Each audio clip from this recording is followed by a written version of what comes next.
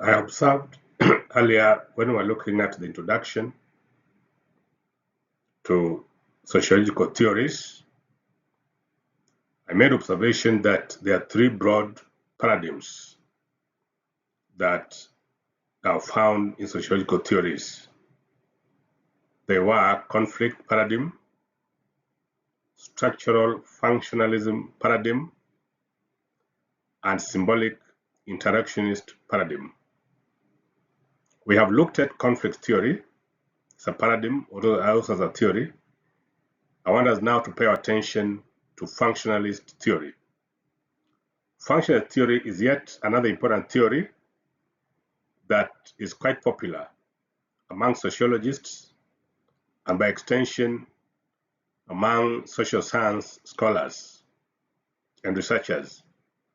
So an understanding of what functionalism as a theory is important.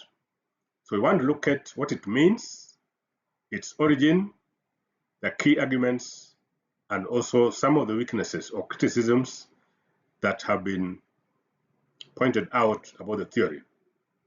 So I want to welcome you again once more to a discussion on theory with a special focus on functionalist theory.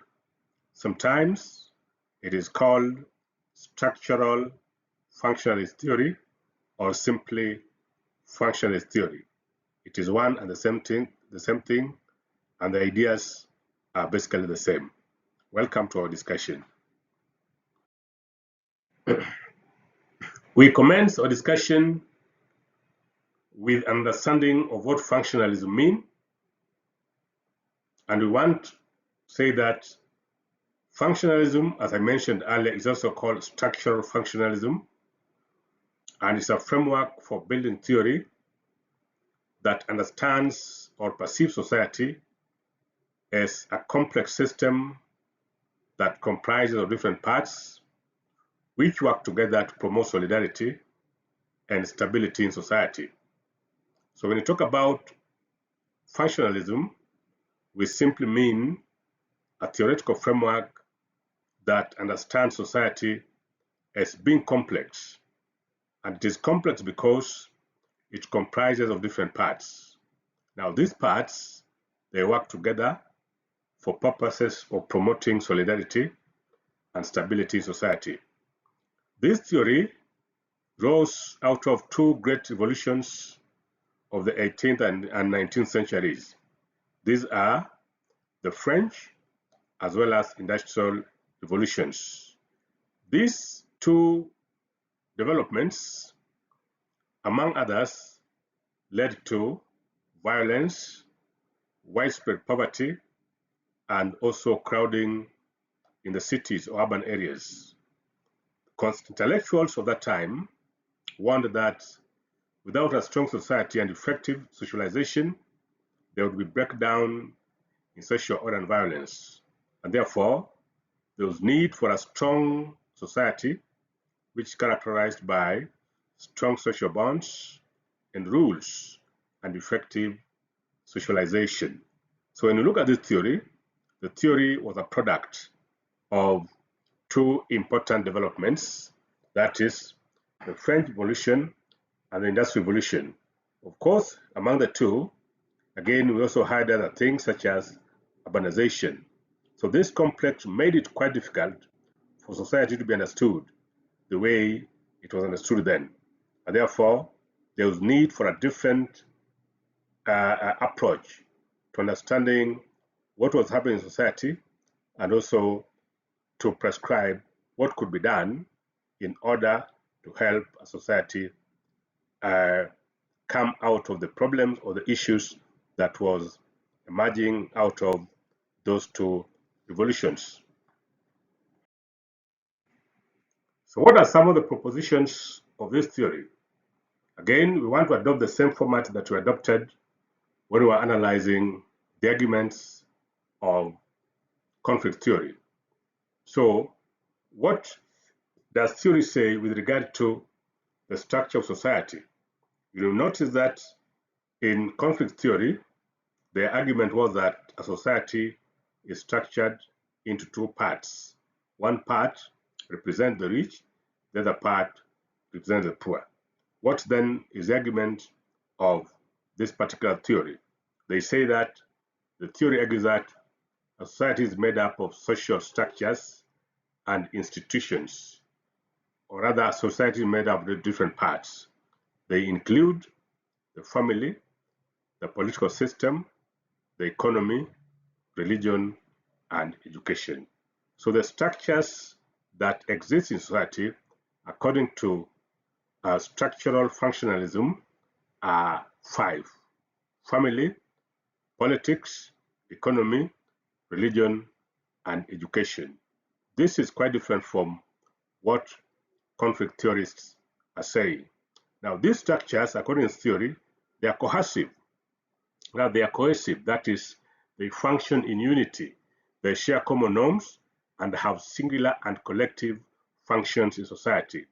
What this means is that you say you take a function like the family, there are functions that the family plays within the institution of the family. But some of the roles that it plays are also beneficial to other institutions: politics, economy, religion, and education. Now, functionalism is therefore concerned with how these structures fulfill individual and collective roles in society in order to maintain a state of balance or equilibrium in society.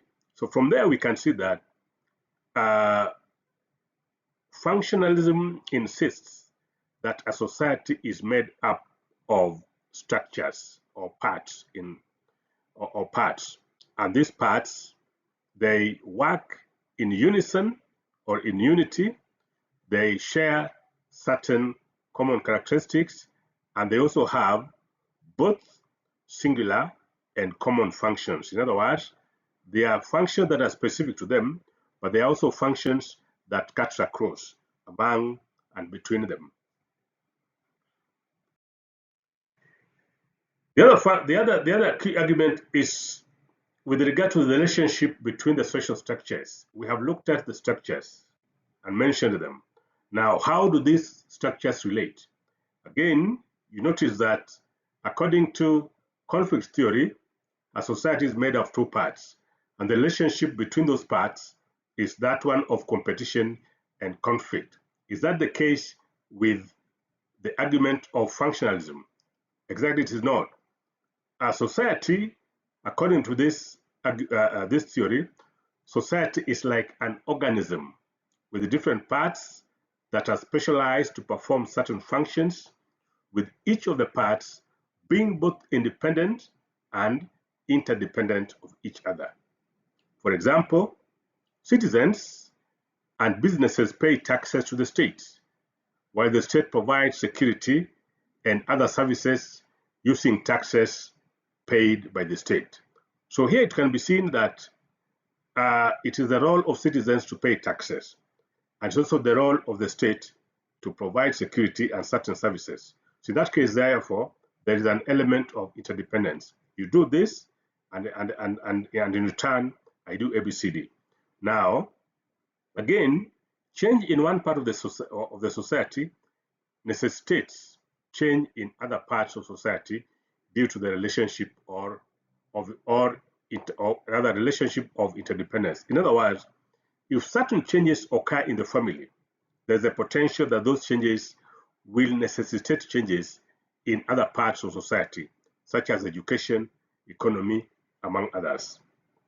Again, for instance, change in skills required by the economic institution, that is the labor market, to execute its roles may lead to change in the kinds of training offered by the education institution, because societal components must adjust to achieve stability. In other words, if in the world of economy there are specific skills that are now preferred, it will force institutions of learning, colleges, universities, primary school and secondary schools, to ensure that they also change accordingly, so that they train their products on skills and competence that are relevant to the market. That is the level of interdependence that I'm talking about. So when you look at the relationship between structures according to this theory, the relationship is that one of independence and interdependence, and that one of cohesion, that one of cohesion, so that there is unity of purpose among the different structures.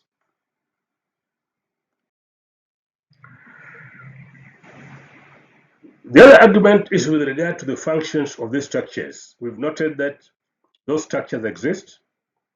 What then are their functions? According to functionalism theory, each institution performs two types of functions. We have what we call primary and secondary functions. Primary functions are also called manifest functions or direct functions. Secondary functions are also called latent functions or hidden or indirect functions. So what this theory is telling us that if, say, we pick the family as a structure of society, then that family has two functions. One, the primary functions, and again, the secondary functions. If we were to take education again, for instance, again, according to this theory, education will also have two functions, the primary functions and the other functions. So when you talk about structures, what it means in this case is that we're dealing with a society in which each institution, rather each structure, has both primary and secondary functions. For instance, the purpose of educational institution is to train the learners on appropriate skills and behaviors, while reproduction and sexual regulations are functions of the family. So that when you look at education, it has its specific functions. When you look at the family, it also has specific functions. But again, there are also latent functions, that is, the secondary functions that these institutions play. So that education as an institution of society also has an instrumental role in not only training schools, but it also helps indirectly in population control. Because when kids or when people spend considerable amount of time in school, then the duration that they have to give birth becomes shorter. For instance, the reproductive age is delayed because they give education priority. So that people get, say, their first child, say, from the age of 25, as opposed to those who have not gone to school, that some might get their first child as early as the age of 18. So in that case, therefore, there's a possibility that with education being rolled out, with the time, population comes down because it delays the onset of reproduction, it delays the onset of marriage, among other things. It also enables those who have gone to school appreciate the significance and value of birth control, among other things. And therefore, all these things, they help in population reduction. That way, therefore, it becomes important as an institution so that it plays both a direct and indirect role. We also noted when we were looking at conflict theory that change in that society and even stability in society, according to conflict theory, is brought about by conflict and competition. So change comes as a result of conflict and competition between the bourgeoisie and the proletariat. And again, conflict theorists believed that any change that occurs in society, it comes because of the intimidation and threats of the upper class, which is imposed on the lower class. So change is not stability in a conflict perspective is not out of the voluntary action of the citizens, but it's an imposition from those that hold power. What does the functionalist think of the same? The theory argues that society is constantly striving to be at a state of equilibrium, and that there is always an inherent drive within human societies to stick together. That is, stability is brought about by inner belief in people that they are better when they are together than when they are separate.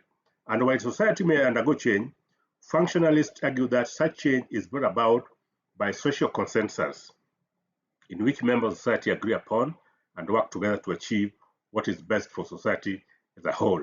Here now again, you can see that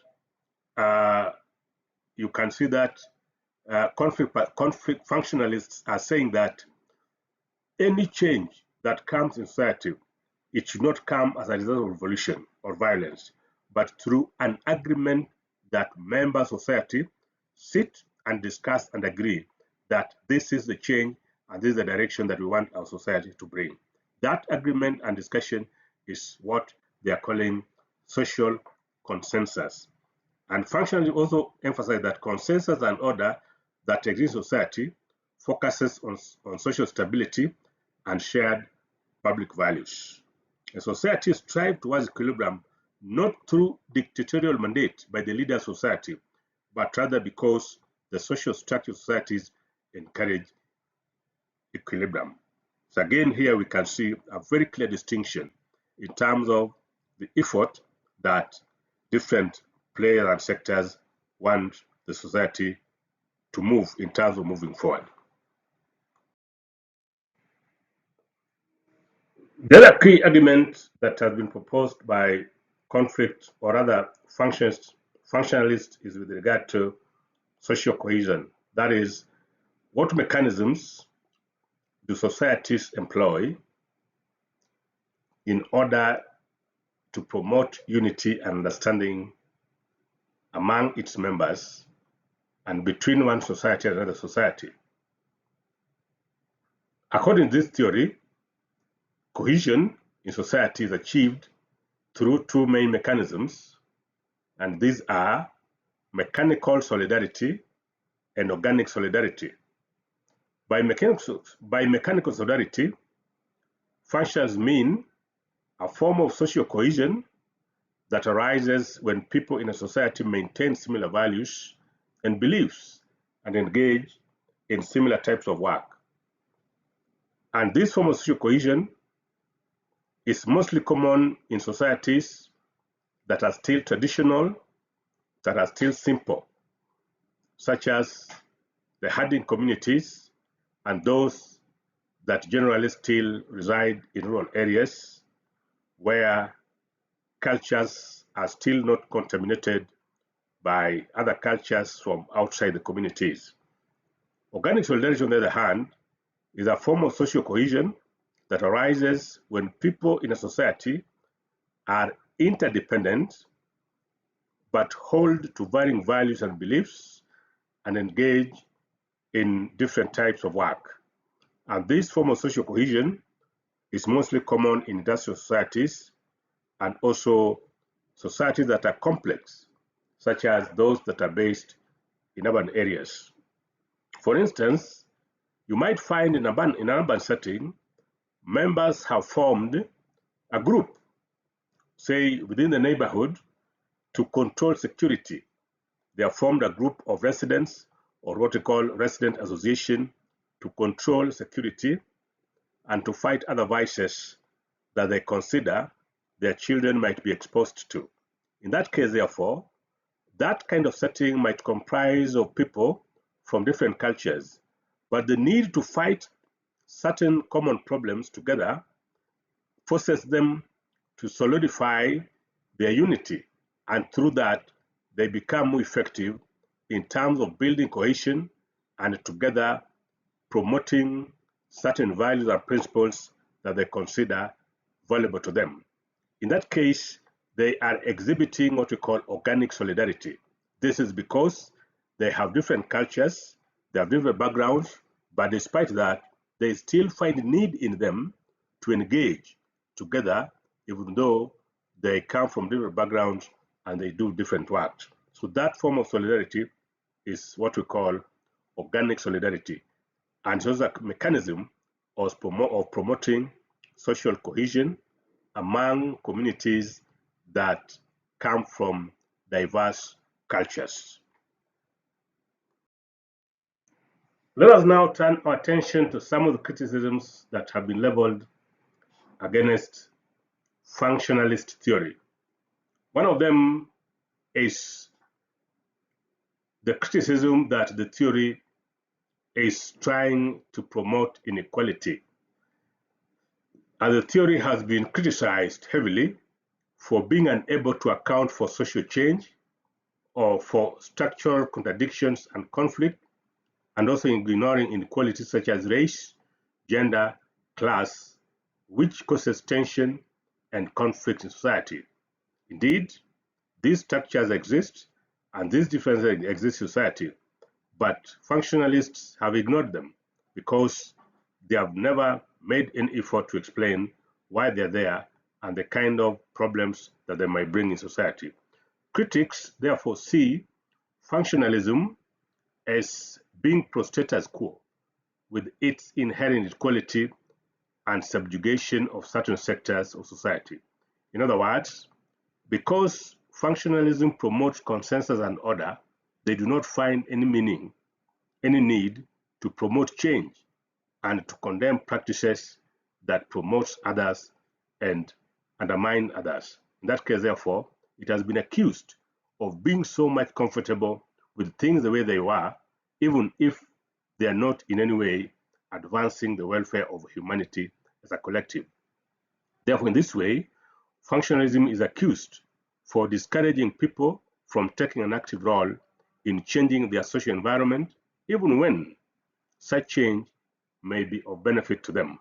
Instead, the theory sees active social change as being undesirable because the various parts of society will compensate in a seemingly neutral way for any problems that may arise. Indeed, there are several forms of inequality, several forms of injustices, several forms of discrimination and prejudices that exist in society.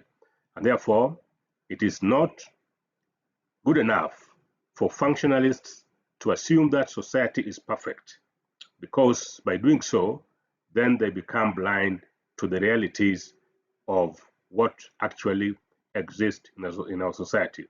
Therefore, by keeping a blind eye to it and appearing to discourage people from actively taking a role in terms of changing their lives and fighting justice in society, thereby making things work for everybody, then they stand accused of appearing to be pro status quo and therefore being comfortable with the inequality, with the discrimination, with the injustices that exist in society.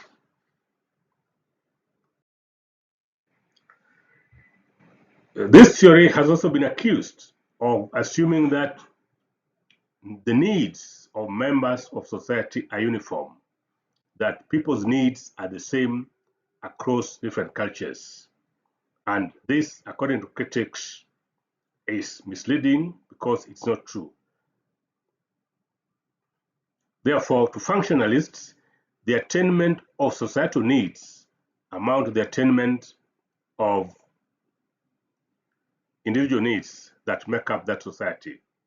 Indeed, critics observe that the needs of the society might not be those that might also be not be the needs of individuals, and therefore emphasizing on the needs of society or arguing that once the needs of society is satisfied, then everything else is good.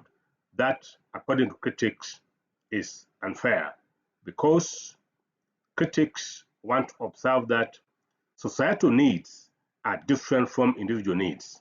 And therefore, if parts of society or structures of society are able to work together to enable society achieve its needs, then individuals too should be permitted to work and engage to ensure that they also meet individual needs. So the assumption that human needs are uniform, or societal needs are uniform, or the needs of one society the same as the needs of another society, or the needs of society are the same as the needs of individuals that make it, according to critics, that is misleading and it's not true. and for that matter, they accuse functionalists of promoting societal needs and being silent on the needs of the individuals that make up that society. It's also the observation of critics that unlike human beings, society does not have needs. Society is only alive in the sense that it is made up of living individuals. So we don't have needs that we call societal needs. We have individuals that make up that society, and the aggregate of needs of those individuals is what constitutes societal needs. So it is important that the promotion or the focus on the meeting of needs is focused on the individuals and not on the society. Therefore, by downplaying the role of individuals, functionalism is being perceived as less likely to recognize how individual actions may alter social institutions.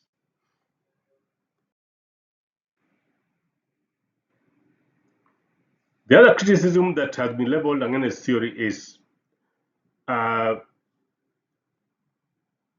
its focus too much on the positive functions that institutions perform while ignoring their dark sides. We agree that important institutions such as religion, education, political institutions, family, education, economy, and others, they play important functions in society. But it's also important to recognize that these institutions are also the sites of significant human problems. And therefore, it is equally important that they are also looked at. For instance, the political institution, while it is responsible for maintaining the law and order, we also know that political institution has also been at the center of some of the worst human rights violations, torture, killing of political opponents, among others. And this, according to critics of functionalism, functionalists are completely silent about. We also know that there are different oppressions that exist in the institutions, the family, the churches, among others. So it is important that functionalists also highlight that other than these institutions playing significant roles in terms of promoting society forward, they also have the darker side. And that darker side should also be eliminated so that functionalists are seen not only to be embracing these institutions, but they should do so critically. Because, as we have noted, certain structures in government, in the economy, in the family, in religion, in education, and others have actually been not fair to some individual members of society. And therefore, assuming that all is well in these institutions and that these institutions are strictly performing functions that are beneficial to society, that can be misleading.